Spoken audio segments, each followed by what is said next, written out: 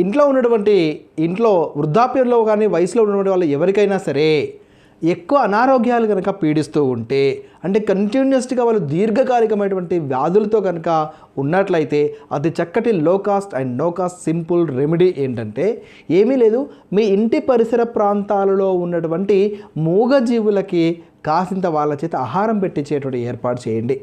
అక్కడ ఏం జరుగుతుంది అనంటే మూగజీవులకి ఎప్పుడైతే ఆహారం పెడతామో అక్కడ భూత దయ అనేటువంటిది కలుగుతుంది, భూత శాంతి అనేటువంటిది కలుగుతుంది. అనగా ఉన్నటువంటి మూగజీవులకు ఎప్పుడైతే కనుక ఇంటి చుట్టూ తిరిగేటువంటి మూగజీవులకి మన ఆహారం పెట్టడం ద్వారా ప్రకృతిలో ఏర్పడినటువంటి భూతదయ ద్వారా ఇంట్లో ఉన్నటువంటి దీర్ఘకాలిక వ్యాధిగ్రస్తులకు నయం కావడానికి అవకాశం ఉంటుంది. కాబట్టి వ్యాధిగ్రస్తులు ఎవరైతే ఉంటారో వాళ్ళ చేత కాసింత ఆహారము ఇంటి చుట్టుపక్కల తిరిగే కుక్క, పిల్లి ఇలాంటి మూగజీవులకు వేటికైనా కూడా ఆహారం పెట్టే ప్రయత్నం చేయడం ద్వారా వాళ్ళ వ్యాధులు నయం కావడానికి అవకాశం ఉంటుంది.